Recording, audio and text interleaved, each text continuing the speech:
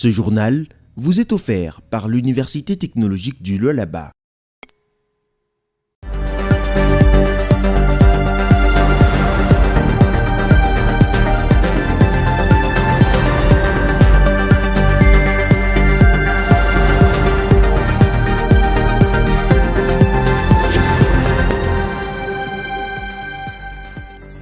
Merci pour votre fidélité sur Mikuba Télévision. Il est l'heure de vous informer, mesdames et messieurs. Bienvenue à ces grands directs.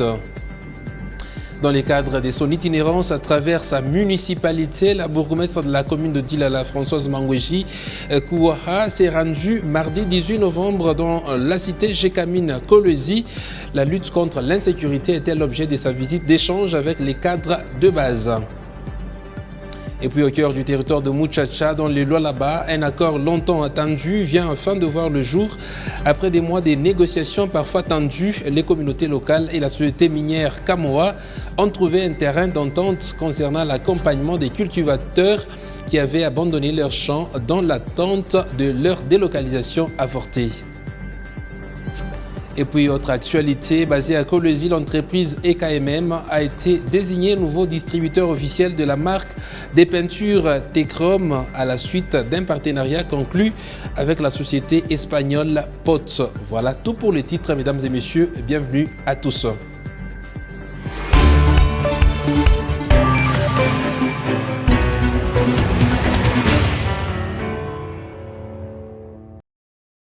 Vous informez, c'est l'heure sur Mikuba Télévision. Le président de la République démocratique du Congo, Félix-Antoine Tshisekedi, a lancé le mardi 18 novembre 2025 la table ronde nationale sur l'emploi et l'entrepreneuriat des jeunes. Une rencontre de réflexion et d'élaboration de solutions concrètes destinées à améliorer la situation socio-économique de la jeunesse congolaise. Dans son discours d'ouverture, le chef de l'État a rappelé que l'initiative s'inscrit dans la vision d'une RDC fondée sur les opportunités. Suivez un extrait du discours du président Tshisekedi choisi pour vous par Roxane Seya. Cette table ronde a été convoquée pour renverser la dynamique, regarder les faits en face, coordonner les acteurs et décider de mesures à fort impact et surtout réalisables. Mesdames et messieurs, distingués invités, de nombreuses initiatives existent déjà dans notre pays. Programmes publics, projets soutenus par nos partenaires, incubateurs, centres de formation, actions menées par le secteur privé ou par des organisations de jeunesse. Cependant, ces initiatives restent souvent dispersées, insuffisamment coordonnées, parfois ponctuelles, parfois limitées à certaines zones urbaines, laissant de côté de vastes territoires ruraux. La présente table ronde a donc un objectif clair, mettre de l'ordre, de la cohérence et de l'ambition dans notre action pour l'emploi et l'entrepreneuriat des jeunes, afin de bâtir une stratégie nationale unifiée, lisible, doté de mesures concrètes, de ressources identifiées et de mécanismes de suivi. Je vous invite, pendant ces travaux, à dépasser les cloisonnements institutionnels, les rivalités de compétences ou de visibilité, pour adopter une approche résolument nationale, inclusive et orientée résultat. Au cours de ce message de mise en garde et d'appel à la mobilisation générale, l'opposant congolais Martin Fayulu rejette l'accord cadre signé à Doha le week-end dernier entre Kinshasa et les mouvements politico-militaires AFC M23. Il a appelé le chef de l'État et les peuples congolais à la cohésion, chose qui ne peut provenir que d'un dialogue national. Suivez Martin Fayulu dans cet extrait choisi pour vous par Oscar Kalambay. Les discussions de Doha devaient se limiter à la mise en œuvre intégrale et sans complaisance de la résolution 2773 des Nations Unies et la définition des modalités du cessez-le-feu et non à la signature d'un accord d'abdication qui mettrait en péril l'avenir de nos enfants. Notre nation n'est pas à vendre. Notre souveraineté n'est pas négociable. Et l'intégration régionale ne peut se faire qu'entre États égaux, libres et respectueux des frontières. Aucune pression ne doit primer sur la sécurité du Congo. Aucune manœuvre ne doit détourner notre marche vers la cohésion nationale. Ainsi, j'en appelle à Monsieur Félix Tshisekedi et à tous les Congolais à œuvrer pour la cohésion nationale. Une cohésion véritable qui ne peut naître que d'un dialogue national inclusif.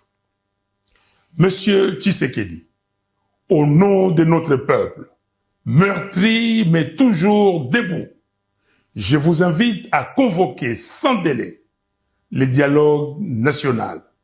Sinon, l'histoire vous tiendra responsable de la balkanisation du Congo avec messieurs Kagame et Kabila. Aucun accord extérieur ne saurait précéder la réconciliation des enfants du Congo rassemblés pour proclamer d'une seule voix la cohésion nationale.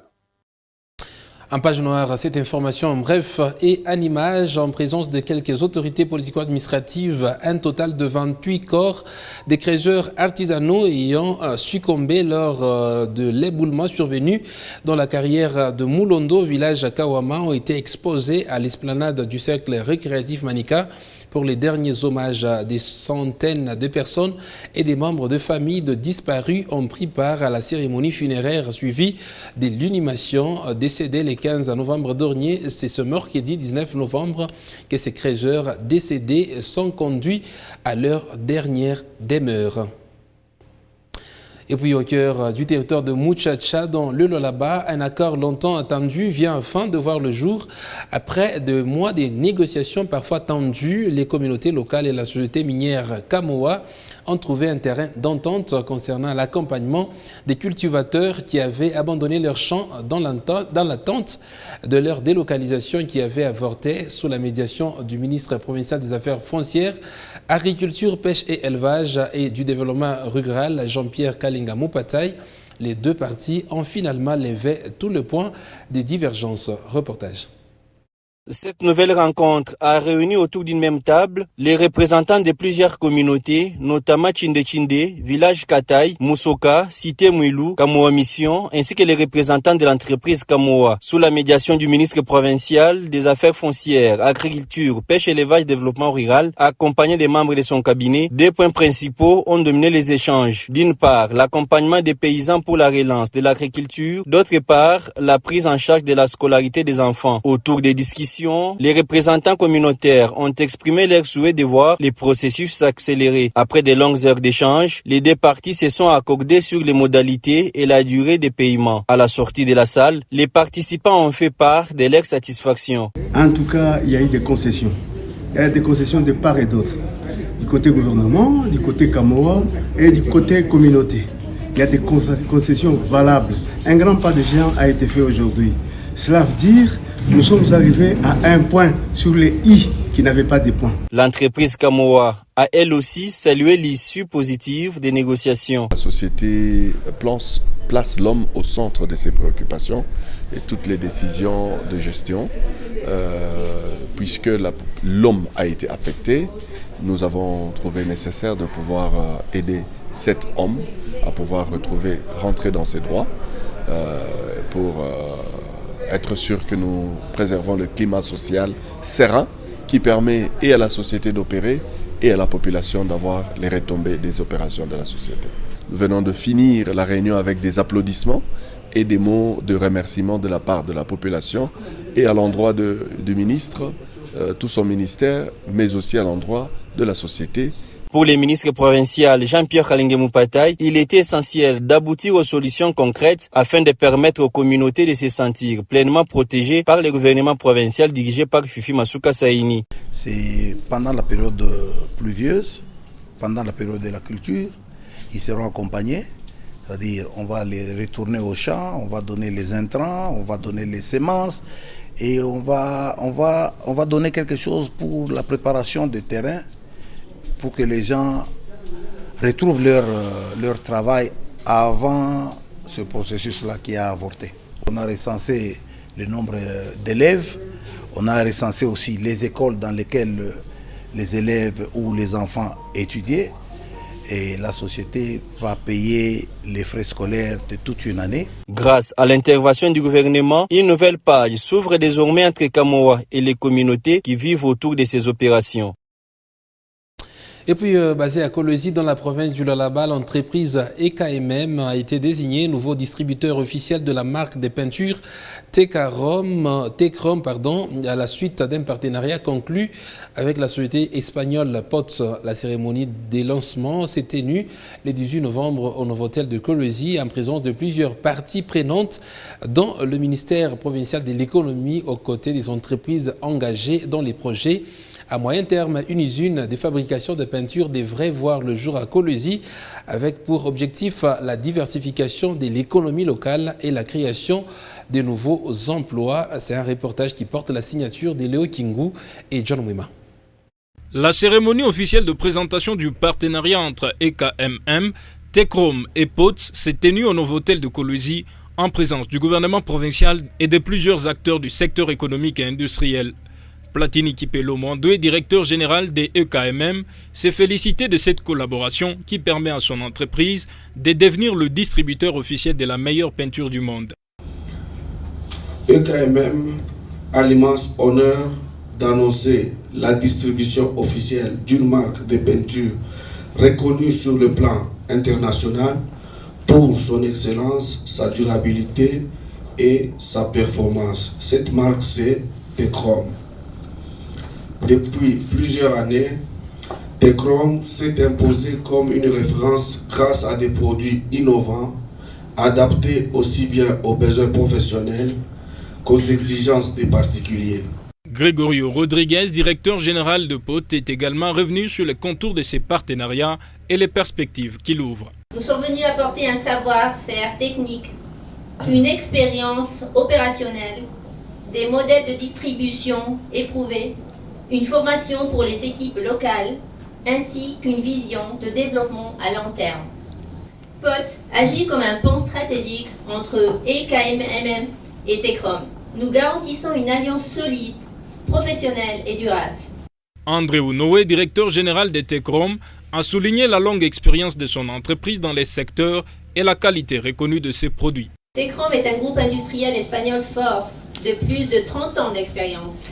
Nos capacités industrielles incluent une usine de plus de 20 000 m², 150 tonnes de production quotidienne, plus de 2400 références et également une présence dans plus de 10 pays. Le représentant de la ministre provinciale de l'économie, Lydia Kapapa, a mis en avant les avantages que cette collaboration apportera à la province du Lualaba. Cette collaboration traduit la confiance que nos partenaires étrangers accorde au potentiel économique du Lualaba et à la vitalité de nos entreprises locales. L'annonce de l'installation prochaine d'une usine de fabrication de peinture à Kolwezi constitue une avancée majeure. EKMM, désormais distributeur officiel de la peinture Tecrom, est une entreprise privée spécialisée dans les travaux publics et la location d'engins. Les produits sont déjà disponibles et peuvent être commandés directement auprès des EKMM. C'est un reportage de Léo Kingu et Junior Moukebo, comme annoncé à l'entame de ce journal. Dans le cadre de son itinérance à travers la municipalité, la bourgmestre de la commune de Dilala, Françoise Mongoji-Kouaha, s'est rendue le mardi 18 novembre 2025 dans la cité Gécamine à Kolwezi. Comme lors de ses récentes visites dans les autres quartiers, la lutte contre l'insécurité a été au cœur des discussions entre la bourgmestre et les cadres de base de sa municipalité. Suivez les détails dans ce reportage signé la cellule de communication et presse de la commune de Dilala. Le chef de quartier de la Gécamine Kolwezi, Trésor Kalumba, a personnellement accueilli son hôte du jour avant l'accueil surprise des élèves de l'école primaire Antonio Kiko. Dans la salle de fête Combourg de la paroisse Saint-Antoine de Padoue, l'accueil est plus que chaleureux. Un autre quartier, d'autres réalités. Le tableau de peint lors du conseil local de sécurité élargi au cadre des bases et leader de mouvement des jeunes de la Gécamine Kolwezi est entaché de plusieurs causes favorisant l'insécurité des populations de cette partie de la municipalité sous la gestion de Françoise Mangwejikouaha. Pour les jeunes dynamiques de la cité Gécamine Kolwezi, c'est une occasion de saluer l'engagement de Françoise Mangweji dans le développement de l'amélioration des conditions de vie en général et dans les domaines de la sécurité en particulier. Votre présence parmi nous aujourd'hui témoigne de votre engagement indéfectible envers le développement de notre quartier et le bien-être de ses habitants. Un engagement que nous saluons et apprécions grandement. Nous sommes particulièrement sensibles à votre vision pour l'amélioration de la commune de Dilala. Nous sommes convaincus que votre leadership et votre détermination continueront d'insuffler un dynamisme nouveau à notre quartier. Et nous sommes impatients de collaborer avec vous pour atteindre les objectifs communs que nous partageons. Le membre de la société civile locale, leader des jeunes et cadre de base de cette contrée sont revenus sur les fléaux qui ne favorisent pas une bonne sécurisation des personnes et de leurs biens. Le manque de communication est parmi les problématiques à résoudre. Séance tenante, la patronne de la commune de Dilala a promis de doter au chef de cellule de radio Motorola. À l'issue des échanges, le révérend abbé curé de Saint-Antoine de Padoue a prodigué de sages conseils à l'autorité municipale de Dilala. L'abbé Léonard Kanumbi a promis de soutenir la chef de l'exécutif communal en prière car sa mission est lourde. Le bourgmestre de la commune de Manica a présidé ce mercredi 19 novembre le conseil de sécurité de sa juridiction.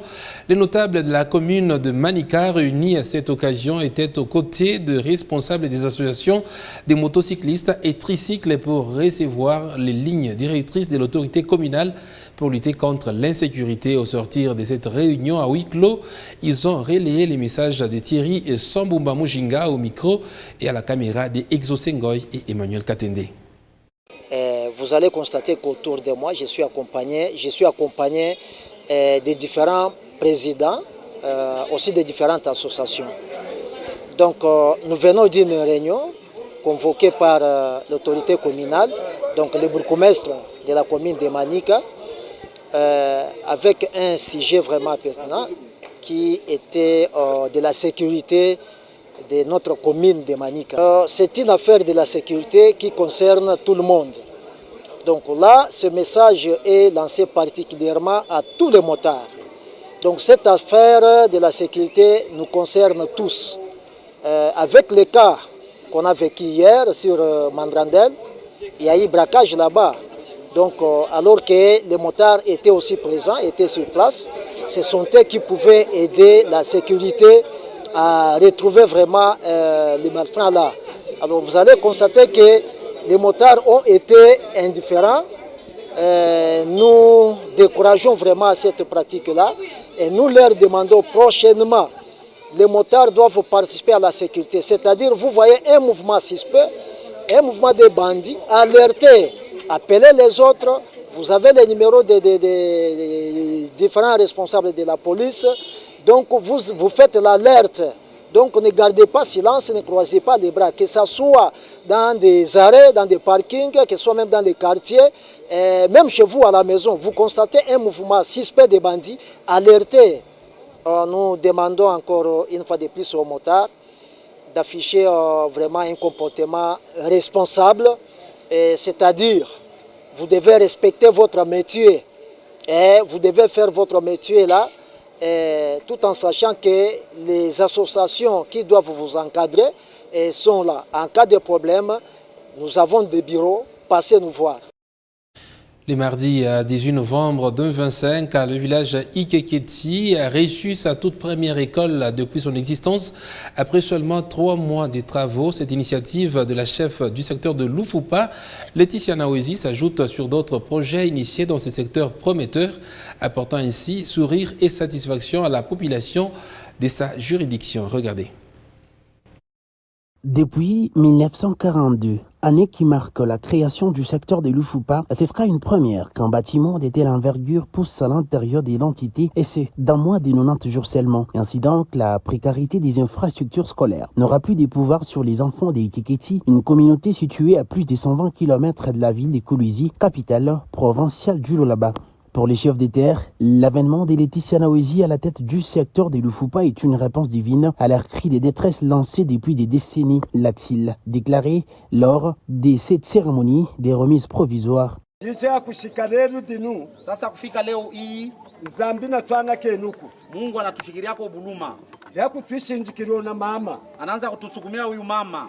akwinza na kutwitunyira ku masomo Anaanza nakuya kutuyengea kwa masomo. Leo masomo itwake ng'ang'anenzi. Leo masomo tunaanza kutafuta inafika. L'entrepreneur Scofamic a, dans son allocution, remercié les différentes parties ayant pris part dans la concrétisation de ces méga projets d'intérêt public qui garantit une assurance pour l'avenir de la RD Congo. Nos premières impressions sont tellement bonnes parce que nous avons eu à donner le meilleur de nous-mêmes afin d'arriver à ce niveau, terminer les bâtiments complètement, parce que nous nous sommes dit que nous devons contribuer au développement de la République démocratique du Congo pour soutenir la vision du chef de l'État et surtout aussi soutenir la vision de la maman Fifi, gouverneur de la province de Lualaba, et au travers de la chef secteur, afin de donner ces beaux bâtiments en ces milliers qui a été peut-être oublié, les gens ne savent pas qu'il existait, et Ikeketi. Et voilà, aujourd'hui, nous en sommes très fiers. Puis Christian Tukumba, représentant de l'autorité locale, a souligné dans son discours l'implication de Madame le gouverneur des provinces, Fimasuka Saini, dans la réalisation de cette école moderne, elle qui prône la paix et le social équitable pour tous les Lualabais, une ligne de gestion tracée par l'autorité suprême du pays, Félix Tshisekedi. Ces liens longtemps oubliés par nos pères renaissent aujourd'hui avec fierté à travers la réception de cette école. Symbole vivant de notre engagement pour l'avenir de nos enfants. Ici, nos enfants apprendront à lire, à écrire, à rêver, à bâtir. Ici, se forgera une nouvelle génération de citoyens éclairés, conscients de leurs droits et de leurs devoirs. Reconnaissant l'engagement de Laetitia Nawezi dans la lutte contre l'analphabétisation et le banditisme urbain, le directeur général de la Société congolaise de facilitation des marchés d'investissement au Congo, Dumer Sinkoy, a pour l'occasion décerné un diplôme de mérite à la bâtisseuse de Lufupa, Laetitia Nawezi, qui se faisait représenter de son chargé des passations des marchés publics. L'école remise ce mardi 18 novembre 2025 comprend 6 salles de classe très spacieuses, un bâtiment administratif et des lieux d'aisance répondant aux normes de modernité. Un ouvrage réalisé et livré dans les délais prévus par la loi congolaise grâce au sérieux et au professionnalisme aigu de l'entreprise Scofamic. Ce mardi 18 novembre 2025, la coopération allemande GIZ a officiellement inauguré son nouveau bureau à Kolwezi, une étape majeure dans le renforcement de son engagement en faveur de la gouvernance minière et du développement durable en République démocratique du Congo. À cette occasion, les responsables de la coopération allemande ont présenté les programmes déployés dans les secteurs miniers avec un accent particulier sur la transparence, le développement économique durable et le soutien aux acteurs locaux. Ce mardi 18 novembre 2025, la GIZ a inauguré son nouveau bureau à Kolwezi, dans la province du Lualaba, ce qui marque une étape importante dans le renforcement de son engagement en faveur de la gouvernance minière et du développement durable en République démocratique du Congo.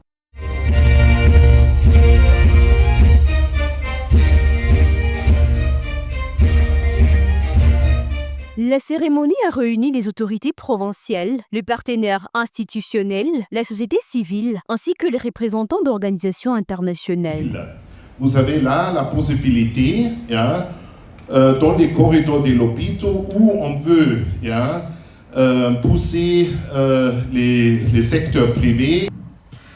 Chers amis, le nouveau bureau de Kolwezi permettra une mise en œuvre plus intégrée et efficace de plusieurs projets de la coopération allemande. Le moment fort de la journée a été marqué par la coupure du ruban et le dévoilement de la plaque inaugurale du bureau en présence du représentant de la gouverneure du Lualaba, le ministre du Plan. Ainsi, au nom de son Excellence Madame le gouverneur de la province du Lualaba, empêché, je déclare officiellement inaugurer le bureau de la GIZ dans la province du Lualaba. Que ce lieu soit un espace d'innovation, de dialogue, de solutions et de coopération constructive.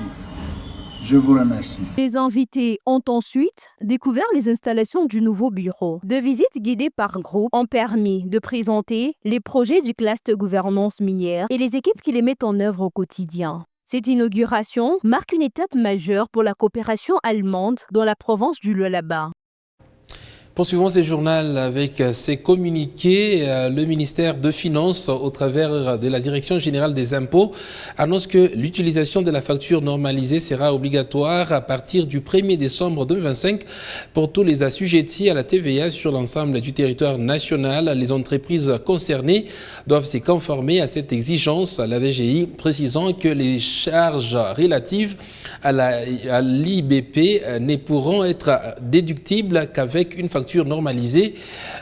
Les sociétés n'ayant pas de système de facturation sont encouragées à utiliser une unité de facturation UF ou les EUF gratuits disponibles sur les sites edf.dgirdc.cd. Celles qui possèdent un système de facturation électronique doivent impérativement le faire homologuer auprès de la DGI avant la date limite du 1er décembre. En outre, le ministère de Finances informe toutes les entreprises assujetties à la TVA que la DGI met en place des webinaires gratuits du 10 novembre au 19 décembre pour aider les entreprises à se conformer à cette nouvelle réglementation. Autre chose dans ce journal, dans les quartiers Kasulo à Kolwezi, des centaines d'élèves étudient dans un bâtiment en ruine qui abrite l'école primaire Sifa 2 et l'institut Isolo. Des fenêtres brisées, salles de classe sans pavés et enfants assis à même le sol. Les conditions d'apprentissage frôlent l'indignité malgré les multiples appels à l'aide restés jusque-là sans réponse. C'est un constat fait par Shérif Makobo.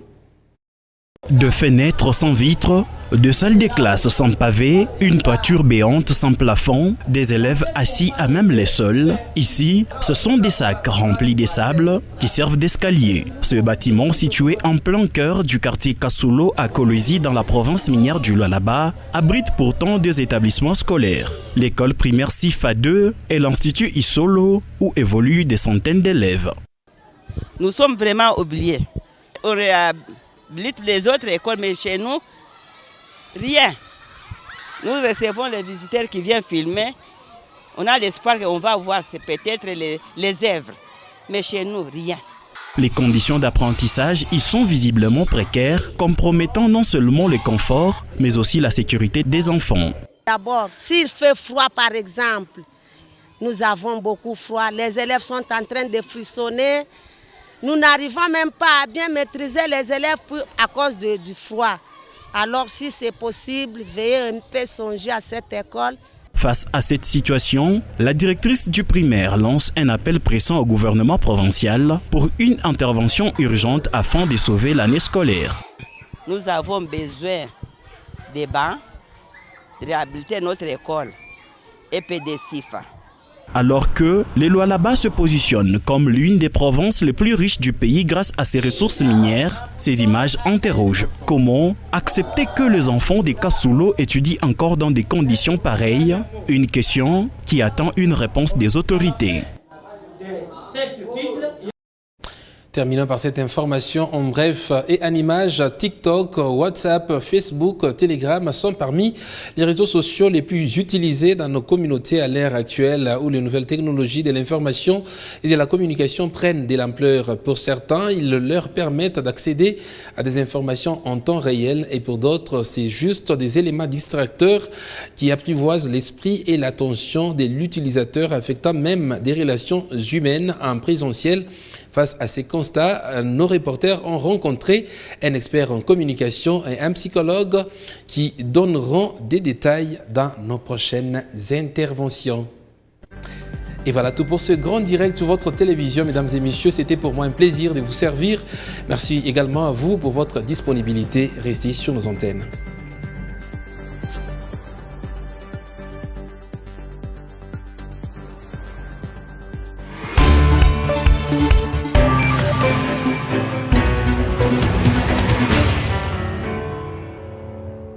Ce journal vous a été offert par l'Université technologique du Lualaba.